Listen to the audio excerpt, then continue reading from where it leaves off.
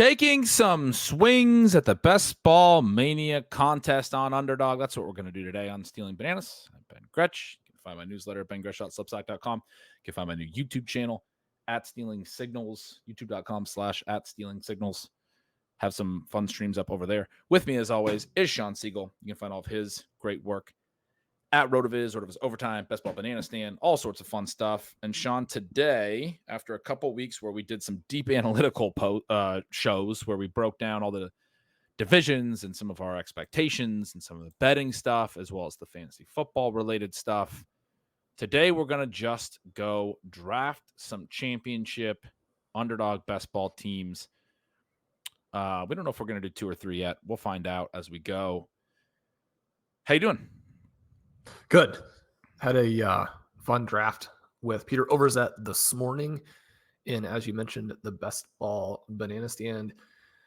Then I told you that I've been drafting almost exclusively out of the 110, the 111, and the 112. I am rooting very hard for an early pick in this draft, but it has been fun. I've been able to select some of the really late quarterbacks and get them game stacked up. It'll be interesting to talk with you some about the schedule. Obviously, we incorporated some of those elements into, from sort of a broader picture, into our divisional previews. And I had a lot of fun with those. Did you get any feedback or have any sort of reflections after the fact, letting that stuff sink in, things that have popped up to you that you think you should share at this point now that we've had some time to reflect? I mean, a ton. There's a bunch of stuff that came up in different shows that I've done since then that I was pointing back to those. I had you said the feedback thing. I definitely got some good feedback. Some people shared that was, appointment listening, which was cool to hear. Obviously, this is reminding me of, so in season, when I start writing Stealing Signals, I always get asked to be a guest on a bunch of shows in the first few weeks of the year when Stealing Signals is important.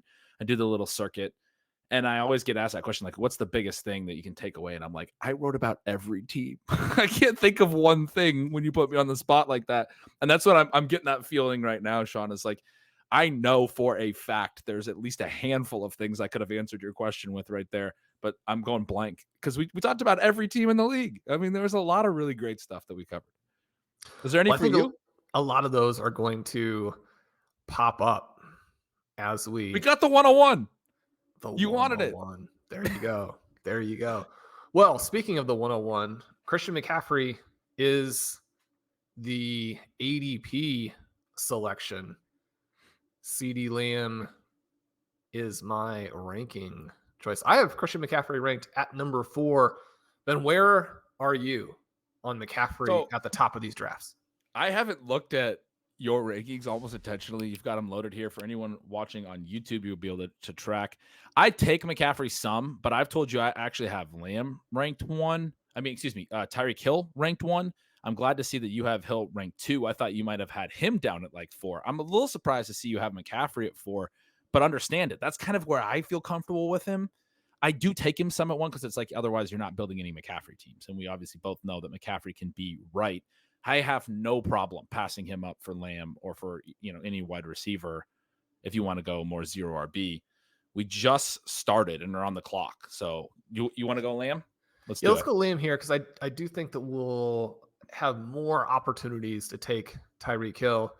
And the other kind of interesting thing here, Ben, I didn't get to grill him that hard on it when we drafted together, but I did a team with Blair Andrews on the RotoViz Best Ball show last week, toward the end of last week, and he's got Tyreek Hill at number 6. So you two are going to have to get together and really duke it out. He actually just asked me before we went live. I haven't even told you this. If I wanted to pop on the RotoViz Best Ball show with him and draft the show, he asked me for a time slot that I'm busy. We're going to have to navigate that and get that booked, but I'm going to definitely go on with him very soon. I just got invited on to draft with a team with him. So hopefully we get into a spot where we have to consider Hill and we have to talk through it because that would be a lot of fun. I saw you guys do yours recently and that was great. so he's got Chase at 1. I think the kind of the lesson here for me especially is like it was top 5-ish, but Jefferson's falling back for some. The top 5, top 6 names is a tier that is pretty firm. I see in your ranks, you have Breece Hall a little ahead of Bijan. I talked with our buddy Pat Corain some about that on Ship Chasing about Bijan, about Breece Hall versus Bijan, where he would rank Breece Hall ahead of Bijan as well.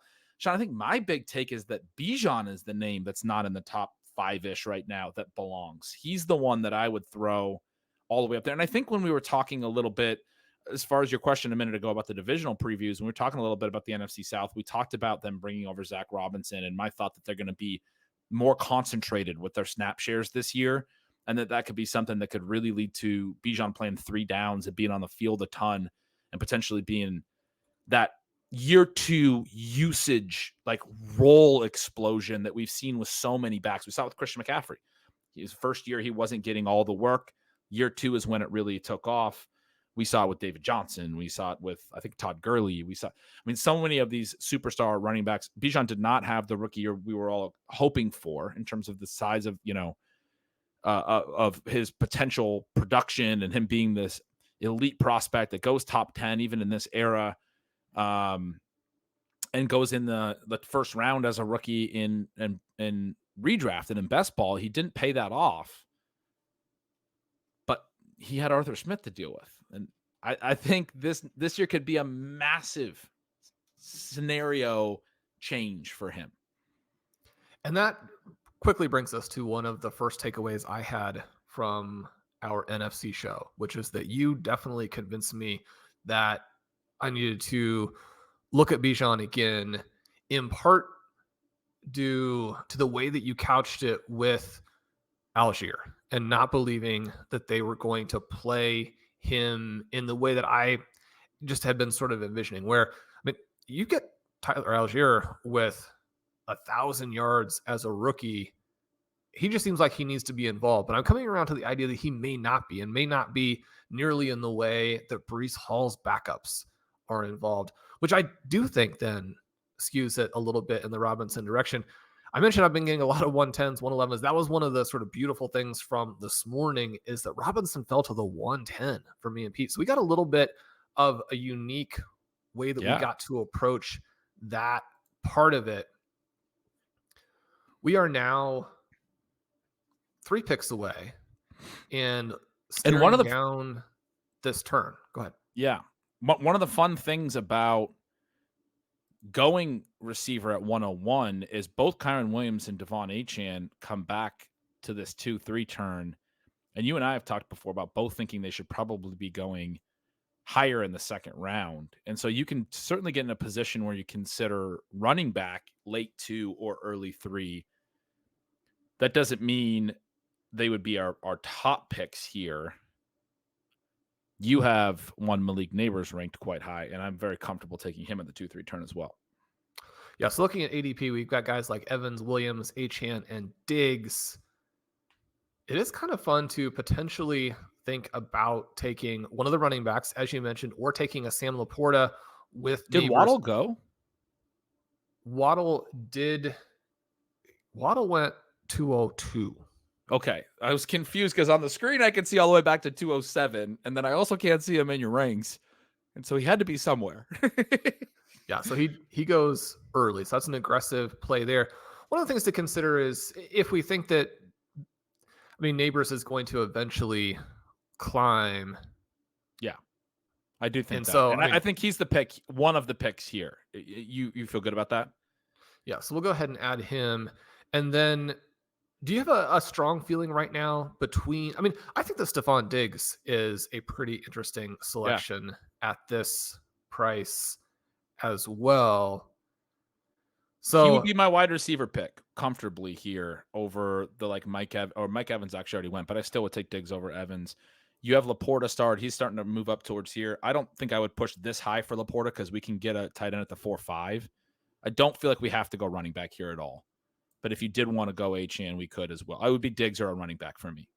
Yeah, so let's go ahead and go with Diggs and see how this draft falls. One of the things about the sort of 9 through 13 range is that so far this season, I have found that, I mean, you can wait and then your 0 RB build or your 0 RB group of running backs more or less looks like a group that you could have drafted, rounds 3 through 7.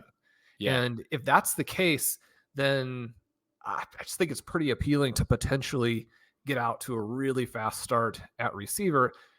If Diggs is the guy for the Houston Texans this year, then not only is he a massive value at the 301, but he could be pushing guys like Jamar Chase and Justin Jefferson this season.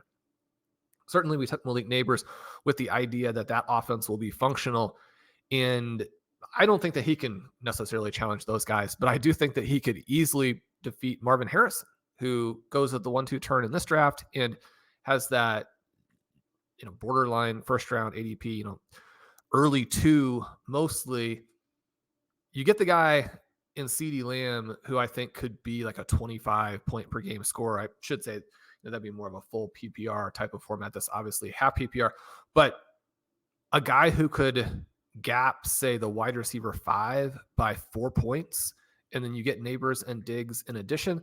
One of the reasons why it's a lot of fun to draft out of the 101. And you haven't gotten a chance to do that a lot. We kind of broke into that as our draft was starting. You have had late draft slots and almost everything you've done so far. You were mentioning a lot of your best ball banana stands. We did the 3 drafts a couple of weeks ago, and 2 of them were out of the same slot. I think it was the 10 or the 11. I think we got 1 in the middle as well, either 6 or 7 or something like that. This is your first 101, correct? It is. And I'm excited to be here for this and to let you kind of build out your first one. People have been watching over at the new YouTube, the Stealing Signals YouTube channel, where I've been doing all my slow drafts. I'm doing 45 slow drafts right now, Shawn, and I've got more than my share of top 5 picks. A lot of builds in the early half. Got a lot of Lamb teams. I got a lot of McCaffrey teams. Got a lot of Tyreek Hill teams. It's nice to draft up there. You haven't gotten to do that a whole lot. I'm intrigued that with the 101, your decision, and it makes a lot of sense. We've talked through this. We've talked about how maybe the first 4 wide receiver or first 4 rounds should all be wide receiver structurally because of what you can do at running back later. If you're going to detour early, you'd like to detour to the tight end. So it puts pressure on those first few rounds to get receiver depth early. But you, in your first 101 here, you go wide receiver, and then at the 2-3 turn with Kyron and Achane, 2 running backs that I know you think are values at that point, still structurally go receiver again. That's a pretty idealistic start here. You're feeling in your first early slot. You'll mix it up eventually, but the optimal way to do it is receiver heavy. Yeah, I don't want to spoil or contaminate the 101 start here by taking running backs. As we look to how this might develop, we get Trey McBride going there at the 401. This turn, and you and I were talking about this sort of at length before the show, but this turn is the range where you get Mark Andrews. You could potentially get a Dalton Kincaid. We would probably be hoping that he falls back to us. But then you also have that quarterback question with CJ Stroud. Now, it's much more important to get Stroud if you've selected both Collins and Diggs, which you can occasionally do. As we're looking ahead a little bit here, what are you hoping happens? How would you ideally build this out at 4-5? I think Stroud makes sense, certainly. My ideal is to get a tight end at the 4-5. I think you can go Stroud tight end when you start 3 receivers. That does open it up to, you could potentially do 2 detours there and then come back 6-7 turn. You're hoping you get like a JSN and maybe another receiver, obviously. And then you have the 5 receivers through 7 still. So tight end for me is the priority here, with wide receiver as another option. I like Keenan Allen, Christian Kirk here. You starred Terry McLaurin goes. You had clicked him as an option. That's a group of wide receivers at the 4-5 turn that is at least intriguing to me. We are hopefully going to be in position to draft a tight end. It looks like we're 2 picks away. The drafter, one of the 2 drafters took Laporta, so has already gone tight end. Both Kincaid and Andrews are there. Andrews fits the Houston stuff as this week 17 correlation. Stroud is still there. Lamar Jackson has gone. But like, yeah, a Stroud Andrews turn here is really nice. It creates a nice little week 17 thing and gives you the stack. I think you can play it as Stroud Kincaid as well. And I think you can play those wide receivers too.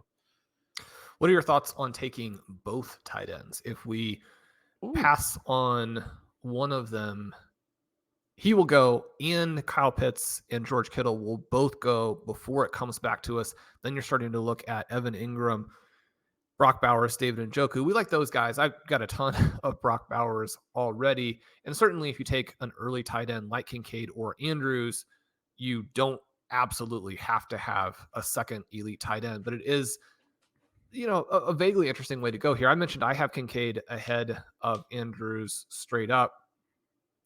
But we would definitely consider Andrews as part of the week 17 element. So let's go ahead and put Andrews up at the top and then have our choice in the second slot be either Kincaid or Stroud.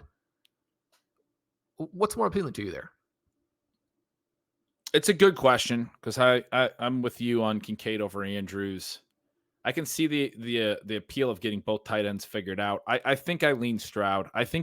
I've done this early tight end thing, but typically when it's a little more of an ADP value, it feels a little forced in this spot. Because it's not the end of the world with an early Andrews to then take a later tight end. So I would be Stroud, I think. Because I think we can you mentioned Mayer. I think Mayer could fit into this, or Njoku. Or you can wait even a little while longer and get like a Cole Kmet a little later, and Andrews Kmet is fine, as far as a 2 tight end build. I agree with you that we want to be doing 2 pretty strong tight ends often. That again, YouTube viewers who have been watching my slow drafts know that I've taken a lot of I've built a lot of teams where I've taken 2 of the top 7 tight ends. I just think doing it at 412 and 501 is a little out of position. It's a little bit forced for this particular team, is at least where I leaned. So you did end up clicking Stroud there. Would you it seemed like you would have preferred the 2 tight end thing. It was an interesting thought for sure. Yeah, I think I would go with the 2 tight ends. I think if you have Laporta, if you have McBride, then spending for the additional tight end that early is probably not necessary. But in this position where we know we're not going to get Pitts or Kittle, or it'll be unlikely, then yeah, the other thing that happens when you select CJ Stroud, in addition to not addressing what we would consider probably the more important positions, is that we do put ourselves into a spot where we can no longer take advantage of big values at the quarterback position in maybe the same way. And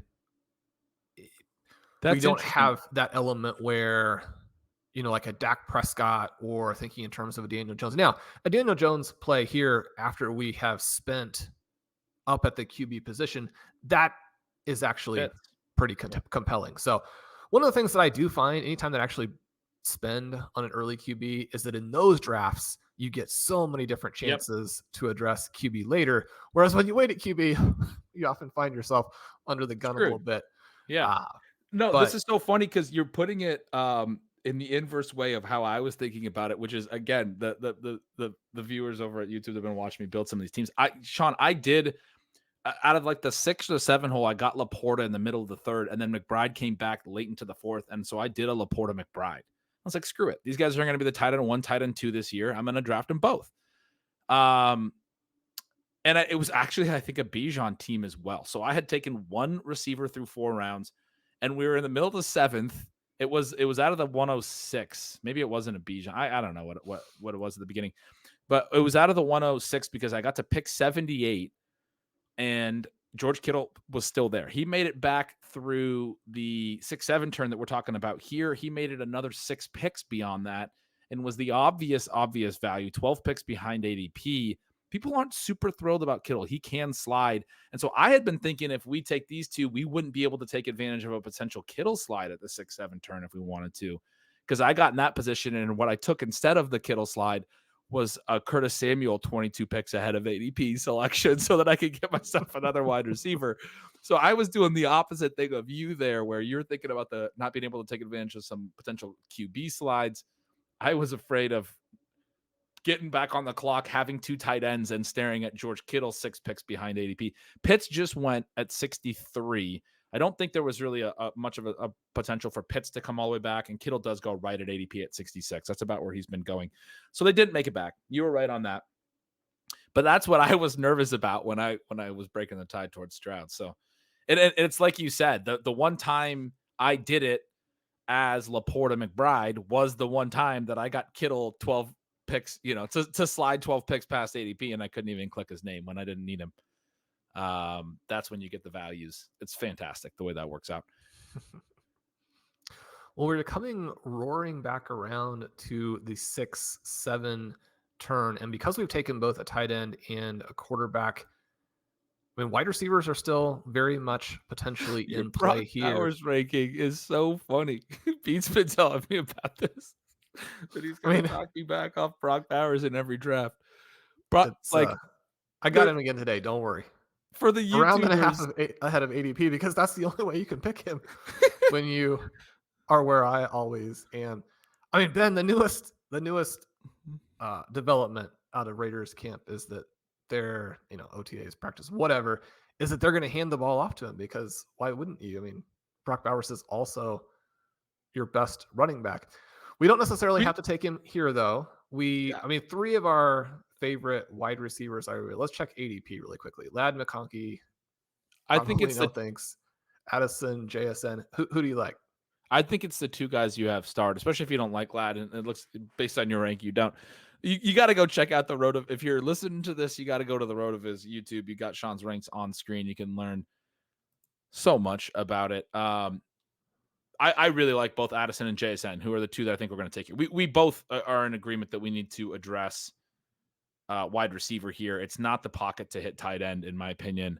We can hope that Bowers comes back. I was just laughing because you had sorted by your rank, and to give people an idea, like, we're in the range of, like, you still have players. This is pick 72, 73. You still have a lot of players ranked in the 50s. And then next to it is the ADP. And on the screen, I'm just seeing all these double digits of your rank and all the double digits of ADP, except Bowers, who had the 100 plus ADP, but was in that range of your rank. That it's a pretty big gap, about a 40 pick gap between your rank and the ADP. 59 to 102, you think is a gap there? I mean, Ben, ADP is wrong. Now, I may also be wrong. The truth may be somewhere in the middle, but ADP is wrong. I like that. I mean, I certainly love the conviction, and I agree with you. The landing spot made him drop a bunch, even though he went incredibly high. And the way that I always tend to think about that stuff is that the stars get theirs and then it trickles down. And so if you think about it that way, the landing spot destroyed Michael Mayer. It didn't affect Brock Bowers, right? I mean, they took Brock Bowers on top of Michael Mayer. It means that Michael Mayer is now a backup tight end. I mean, that if Brock Bowers is who we think he is, the landing spot doesn't affect him. So anyway, that's clearly how you're thinking of it as well, based on this ranking. Yeah, and I mean, they're probably going to try and do a lot with both of those guys together and use that 1-2 punch. And certainly I think there are some elements where you can even go back and look at it as potentially a Gronk, Aaron Hernandez type of deal, with the exception of the fact that, I mean, Brock Bowers is better than both of those guys. Now, is he going to end up being as dynamic as Hernandez was very, very early in his career? Is he going to be the massive touchdown scorer that Gronk was at his peak with a Tom Brady? Maybe not, because he doesn't have a Tom Brady, right? But I think it is very strange to have Marvin Harrison going at the 1-2 turn and Malik Neighbors going early in round 3, and the prospect, who is clearly better than both of them, going where he's going in the draft. And to your point about and the again, I two mean, tight they're ends, different though, positions, and that does lend itself to different scoring early on. but But you have to consider what the prospect profiles actually are on these guys.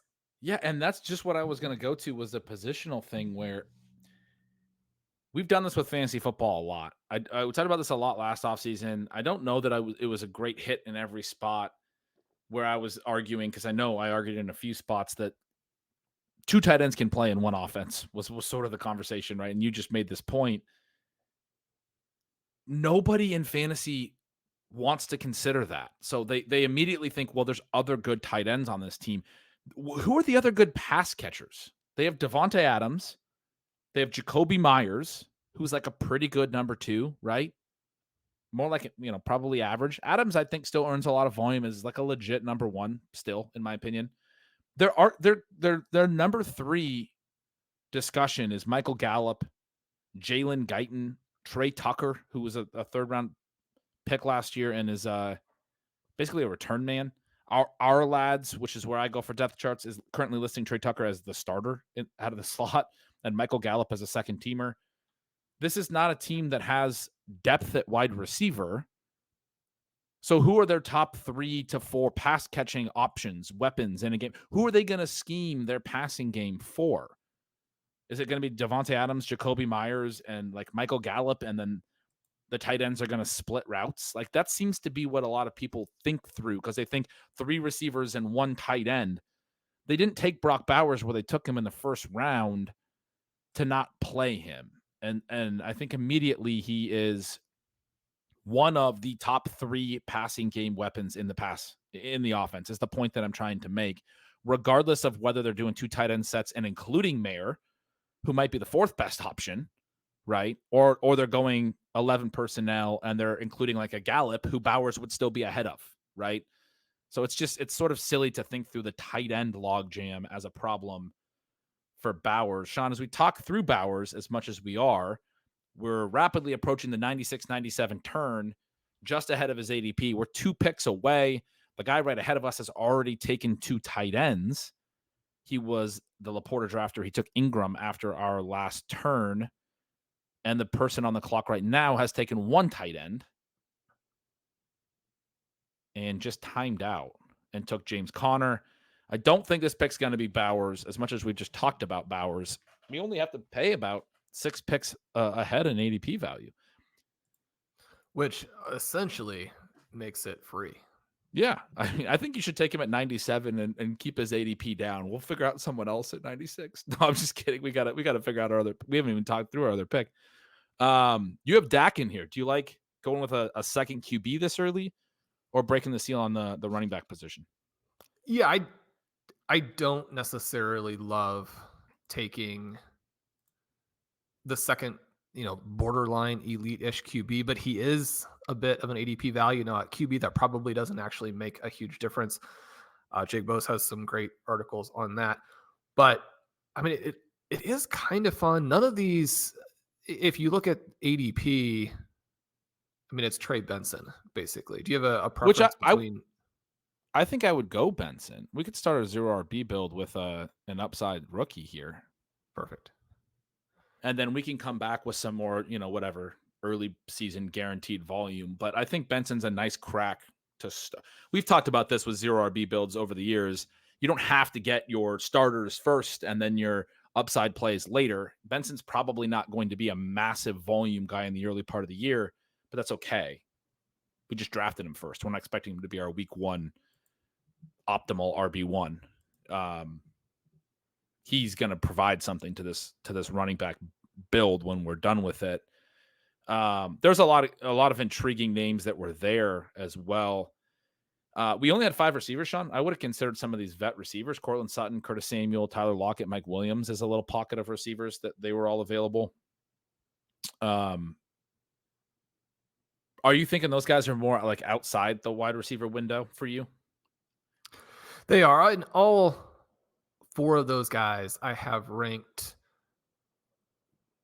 decently below ADP, but I do think that both Cortland Sutton and Tyler Lockett are very draftable.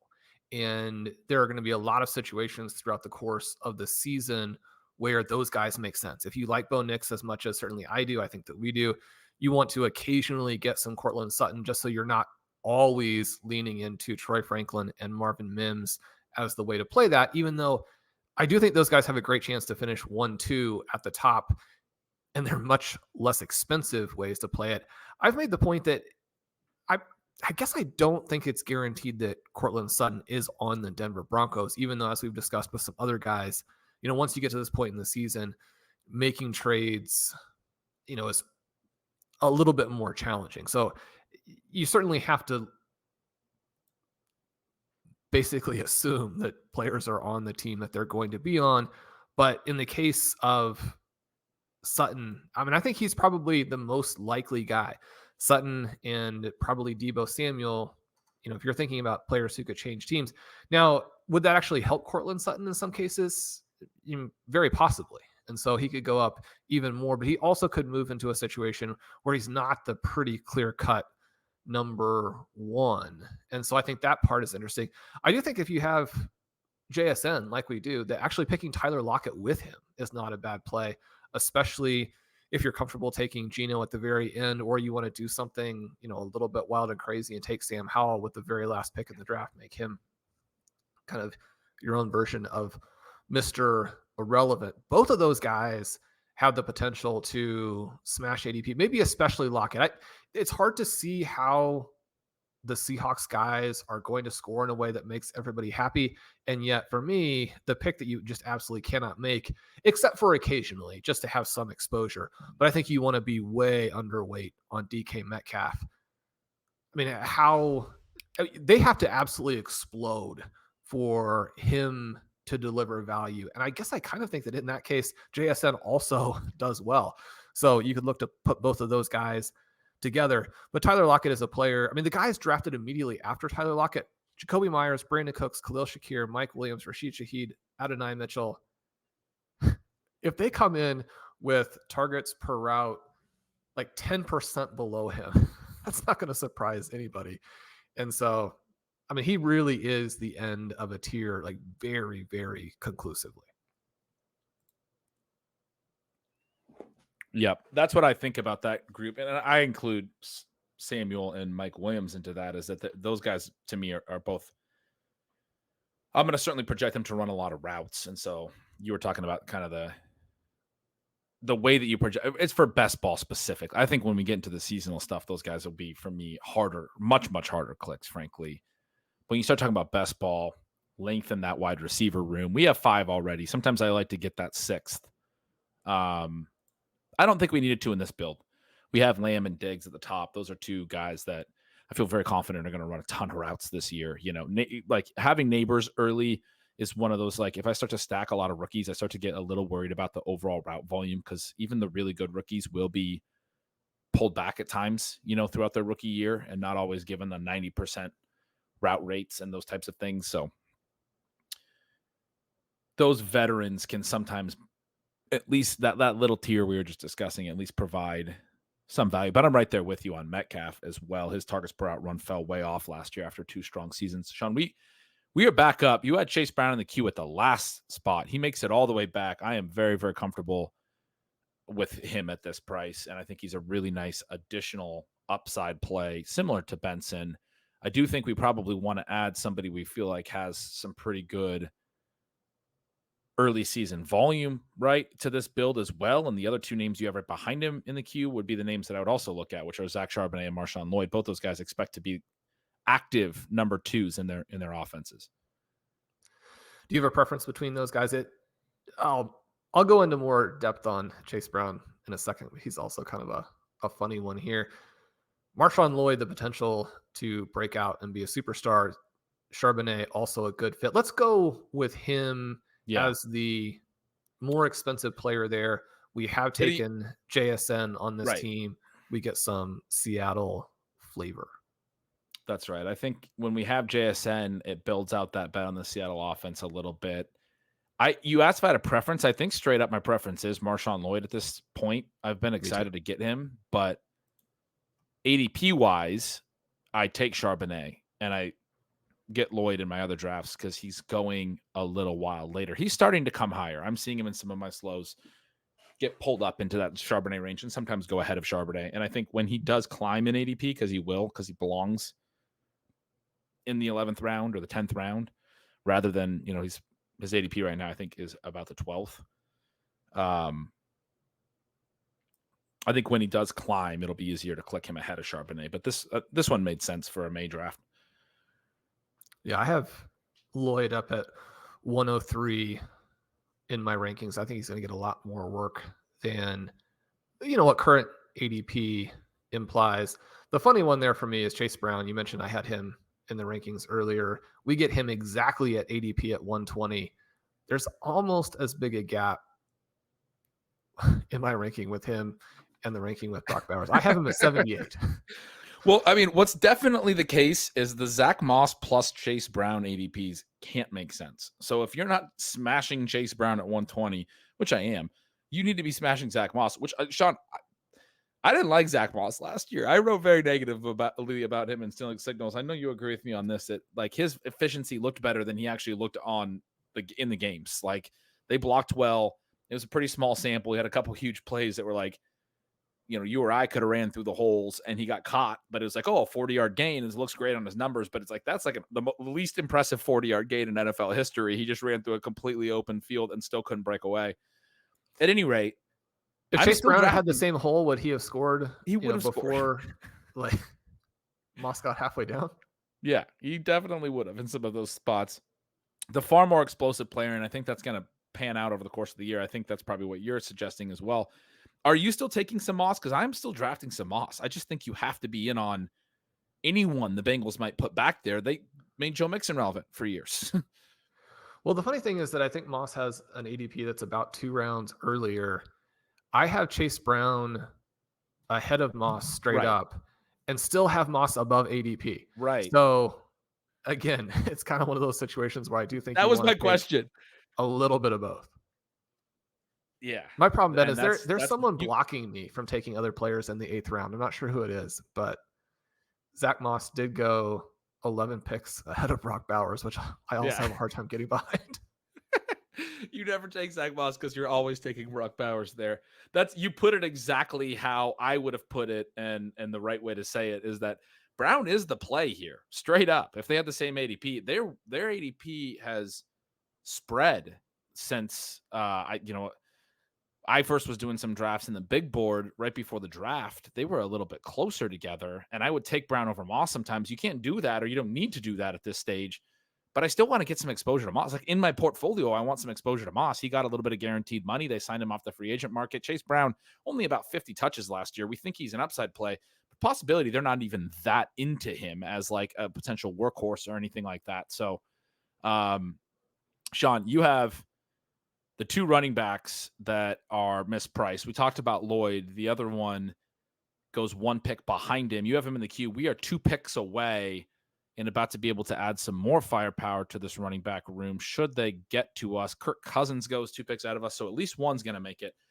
It's Lloyd, who might make it all the way back. We were talking about him or Charbonnet at the last turn. His ADP is 144, so sometimes you get this drop to his actual ADP.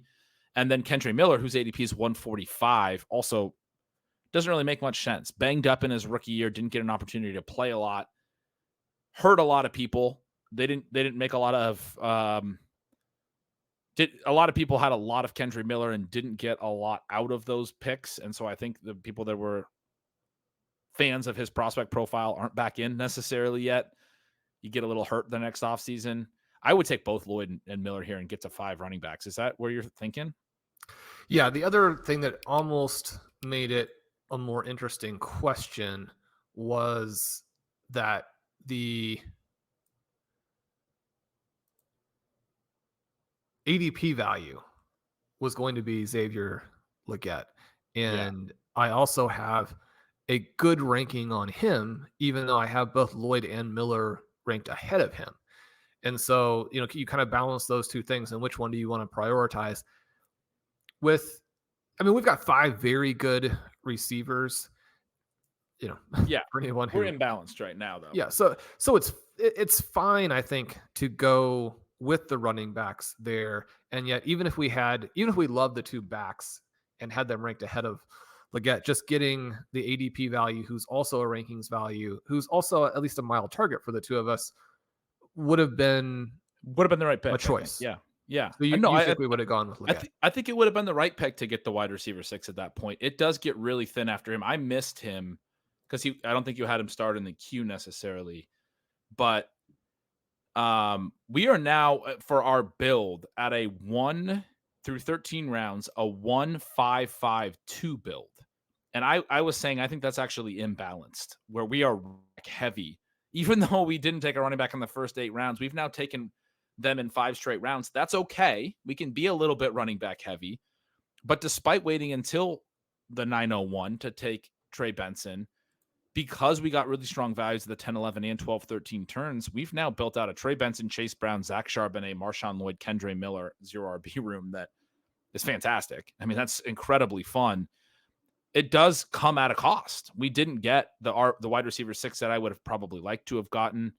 One of the things that I noticed on my stream yesterday, going through a lot of my slows that are around this range right now, was that after 12 rounds, what I would joke to the audience, what seemed to be my default build was a 2-2-6-2, Shawn. So I usually, by about the end of the 12th, did have the 2 QBs. So like you were trying to suggest with a potential DAC option, I usually did have the 2 tight ends like we did. And I usually had 6 receivers and only 2 running backs through 12 rounds. And then in 13 and in 14, I'm trying to take a Kendre Miller or a Marshawn Lloyd if they get there. If not, I'm going to like Kimani Vidal as my RB3. And so that feels like, that's maybe a little bit imbalanced towards receivers too, but it's closer to balanced. Balanced doesn't mean 50-50. The late great Mike Leach used to say that when it came to the run pass stuff. He said balance isn't 50% run and 50% pass because that's 50% stupid, to quote him. He said you have 5. Yeah, that's right. The math adds up. You have 5 offensive skill players, and so he wants to get the ball to each of those 5 players equally, which would require an 80% pass rate to throw to the 4 eligible receivers and a 20% run rate to run the ball, which is usually what Mike Leach's offenses did. But you think about the balance in terms of what's actually necessary. You got to start 3 receivers, and they're probably a better bet for your flex. You only got to start 2 running backs, and so the balance isn't. What we have now is running back heavy at a 1-5-5-2 build. But I think it was worthwhile to go that route. Don't you? Well, I guess I would make the opposite claim almost, in that, not the opposite claim, but when you are looking at what we did early, where when you take Stroud, you're set at QB, you're going to take 1 late. When you take the 2 early tight ends, you're set at tight end, you're going to be just there with 2. When you take the 5 early wide receivers, you could even end up with a 6 receiver build. Now, you're probably not going to, but you could, because of the firepower that you drafted there. And then really what you want to make sure that you cover is that you do get enough upside at the running back position. So it's one of the reasons I love this very specific style build, is that it actually saves you a lot of roster spots. Now, obviously, you're going to end up using them in creative ways as you go along, but it frees you up to take best player available, because that structure gives you the chance to stop early at multiple positions. And then if you get good opportunities later, you don't have to, but you can. And so I really like where we are. We're back on the clock. Best player available by your rankings, Tyrone Tracy. Bucky Irving is a couple spots down from that. You have a couple wide receivers in the queue. What do you think we should do here? Well, I think that probably taking Mims is the right selection. And then it's a matter of, do we want to grab one more of the exciting running backs? I guess I think that there's a pretty big tier break at running back after Irving is gone. And so he's somewhat compelling. The question is whether or not we think that Wan'Dale could come back, and or if we like him to go with Neighbors and to kind of put us on the path to Daniel Jones late. And I think that's fine. I would have probably went Wan'Dale over Mims. I tend to lean toward the receiver here, but Irving, I completely agree with your note that Irving was sort of the end of the tier. That's why I was saying kind of put it to the test, because I think Irving was probably best player available there over Mims and Wan'Dale Robinson for me. I really like adding him to this build as well. We've talked about him since the, right after his landing spot as a little bit of a discount, like Marshawn Lloyd bet, behind probably going to mix in a little bit behind Rachaad White. The really clear number 2 is a big element there, and it's a big element for a lot of these rookies this year that is exciting. I mean, I think, Shawn, I'm a little worried about Marvin Mims. I don't mind adding him at all. I think if I was just doing this on my own, I would have went Wandale for the Daniel Jones move, but maybe wanted to go Bucky Irving there. But I think I would have ultimately went wide receiver because of my position that I thought we were in need of a wide receiver there. But as far as best player available, once you said that, I mean, I could have made a case for Bucky Irving.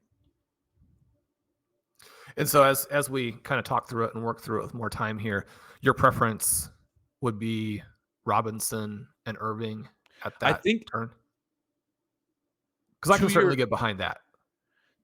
So I think I would have probably went wide receiver if drafting on my own, because I would have thought that I needed it. After hearing your case about 5 receivers early being strong enough, if we wanted to consider that mindset, I would have went Wandale Irving. Yes. I was going to say one of the slight possibilities would be Tracy coming back, but he definitely did not. He's an interesting player to throw in there if you're betting on an explosion from that New York Giants offense. It is kind of fun to get the Giants in there with CeeDee Lamb. They'll have a couple of matchups with him. I guess we've got to be pretty careful about taking anything the Broncos are saying about Mims at face value, because not only did he not play a lot, he also didn't draw targets when he was in there. I guess I put so much of that down to Russell Wilson, and then just weird decisions by Sean Payton as well, given the fact that he wasn't particularly happy with the quarterback play and the style that they went to down the stretch of the season. Mims was such a good prospect that I still want to get some shares there, especially if I think there's a chance that Sutton might not be on the team. Mims was such a good prospect that, and it's a little bit different as well when we know that these guys who were drafted, mid to early first are going to get a lot of opportunity as rookies. And if they look bad, it's a huge negative. Now, Mims also brings a lot of risk and probably doesn't do anything. And yet I think he's priced in a way that as a potential second-year breakout receiver, that you want to get some. Now, one of the things that happened to us there is that Troy Franklin, who was not drafted nearly as early as Mims, but like Mims was a fantastic prospect, he went ahead of our picks at that term. So we didn't have that option really available to us. I have not been taking a lot of Mims, in part because everything you just said about like Sean Payton did some squirrely stuff last year. And I'm basically like, I'm afraid he's going to do that again. Right. Like, I mean, Shawn, I think I'm just like so scarred from Arthur Smith that I'm maybe overvaluing some of the coaching stuff and some of the concerns that are out there. But I have taken some Mims a little bit. When you said the Sutton thing and you made that case, my immediate response was, well, I should be drafting more Mims than Franklin then. Right. I mean, so to your point, if you actually strongly believe that Sutton could get dealt, then yeah, Mims is a smash. We are back up. You've put Daniel Jones at the top of the queue here, 206 ADP. We're at 192 at the 16-17 turn. We're not going to wait till 18-12 on him, the very last pick of the draft. He makes sense to add here as our QB2. You also starred Geno. I would be okay with a 3 QB build, but I don't, because of the 5 wide receivers and your case that we're okay now, probably with the 7 receivers. We definitely don't need another tight end, but we could go 2-6-8-2. We could add another running back and another receiver, or one of each, or 2 of one of them, however you feel like playing that. We're about to time out here. Do you like Dobbins? I think that he is a good bet to sort of balance out the types of profiles that we're looking at. So one of the things that I really like about how we've built this 0 RB team is that we have Trey Benson, who is a massive upside pick. We have Marshawn Lloyd, who would probably need a Jacobs injury to really hit his ceiling. But I mean, he's the most dynamic back in this class. Now, there are plenty of things to balance that out, which is why he didn't go up there with Brooks and Benson.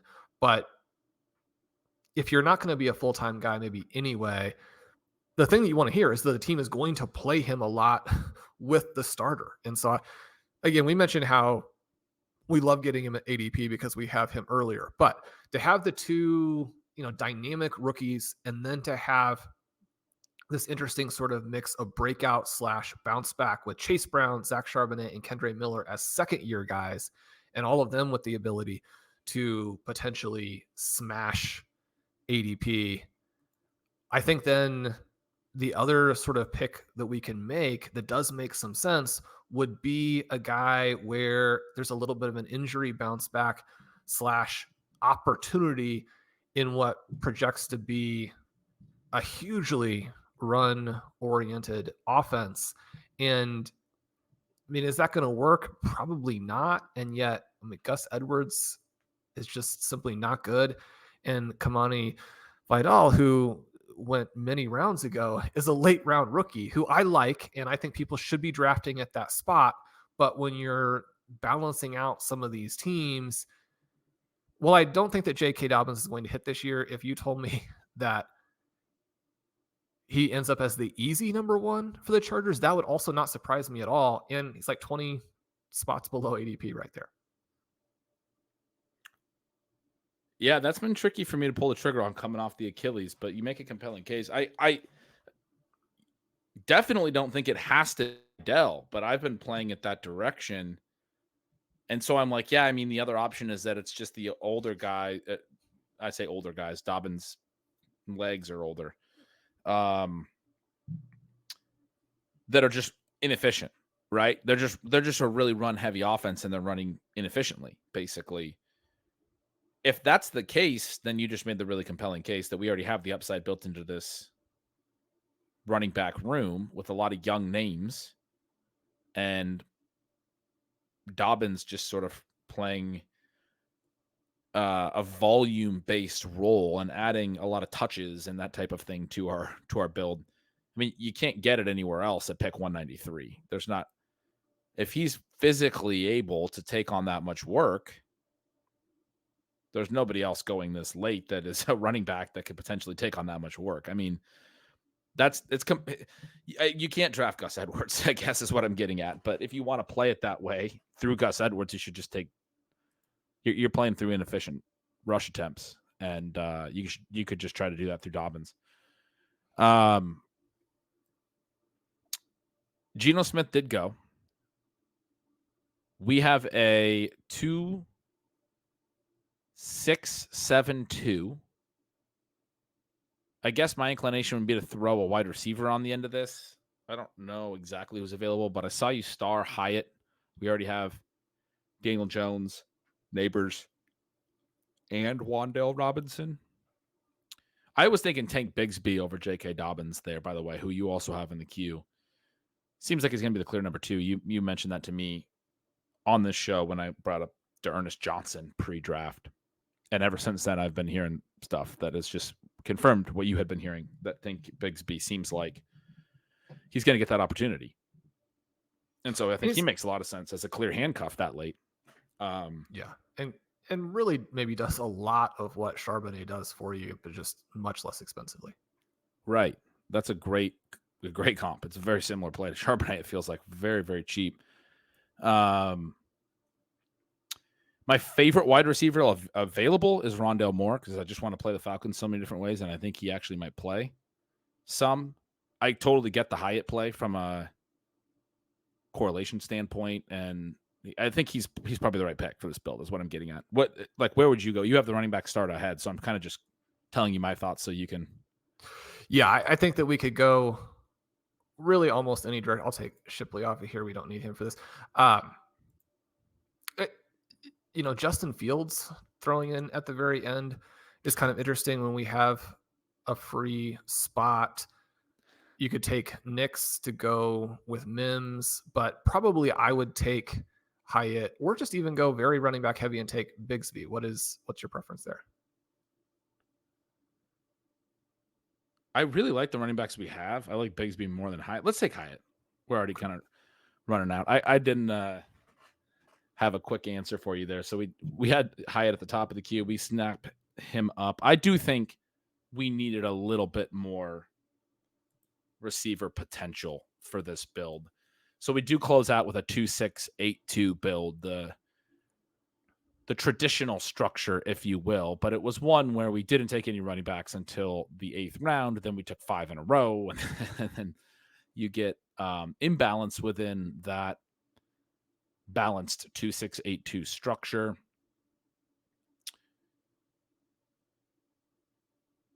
We wound up with Stroud and Daniel Jones. Our running backs were Trey Benson. I'm doing this by memory as Shawn tries to figure out how to. Trey Benson. Just do it by memory then.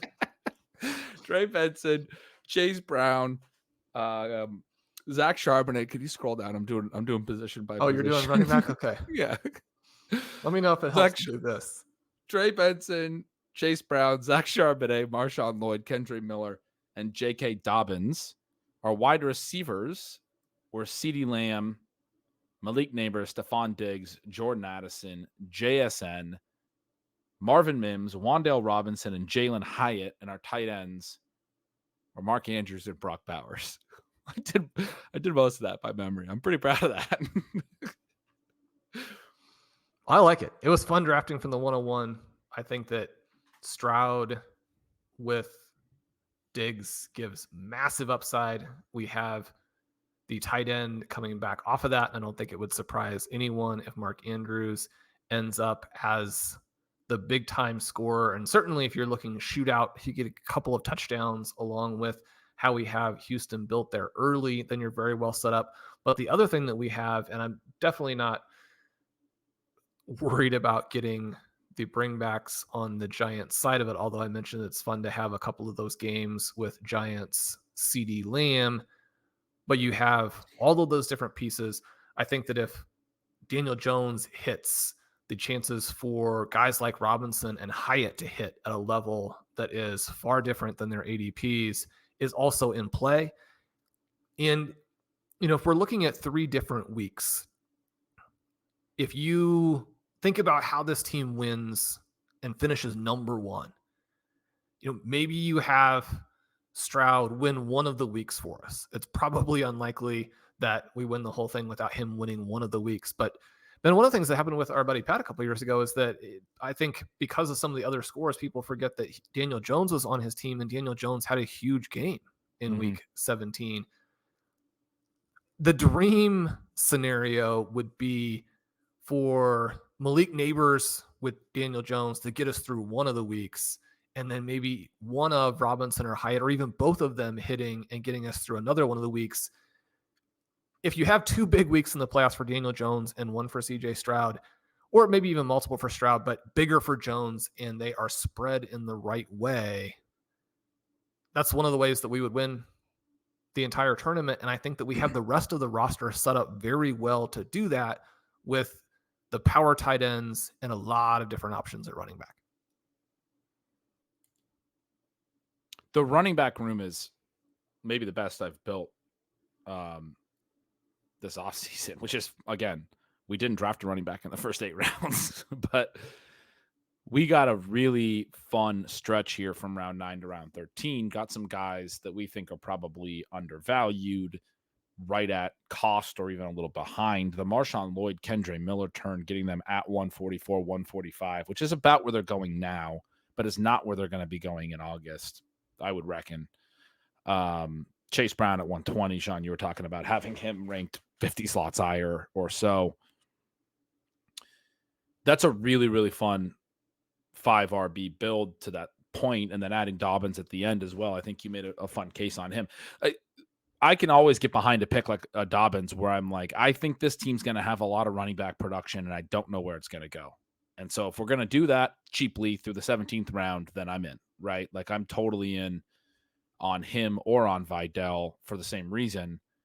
It's harder for me to get on board with Edwards, even though it's not expensive really to take him in the 11th round. But I'd rather just play it the cheaper way on either of the other two guys. So anyway, the running back room is the star of this team for me. Andrews Bowers is a really nice tight end build. Stroud Diggs is a really nice primary stack, right? The top end of the wide receiver group is, this team has CeeDee Lamb, Malik Neighbors, and Stephon Diggs at the top, right? And then also got Addison and JSN. I don't know if I think the wide receivers are deep enough, and I don't know if I love having Daniel Jones triple stacked because, part of the Daniel Jones thesis is like, yeah, he's mobile and some of that stuff. We put a lot of roster positions into Daniel Jones being right and playing all 17 games because we only did a 2 QB build, which I think you needed to at the end of the day. And you earlier wanted to do it with Dak in the QB window, and I kind of pushed us towards Benson. In hindsight, Sean, I think Dak was the right pick there based on what we got at 10, 11, 12, 13 at running back. I don't think we needed to get Benson there. I wanted to get started on our running back build maybe a little earlier than we needed to. And then we end up doing some stuff with Daniel Jones late that we probably didn't need to. We could have had Lamb stacked up with Dak. That's a pretty big turning point for this build, actually. Is there any other big hindsight changes for you? Would you have taken Kincaid over Stroud in hindsight now that we got Bowers at 96? Yeah, I think that you could still then free up that spot. Then you can take Prescott. That's one of the things that I sort of mentioned where if you take Stroud, then it's harder to take the value on Prescott, but also not necessary. For me, the kind of interesting question would be, would you prefer just to take Devontae Smith there at the 301? And then again, that Prescott element works out perfectly.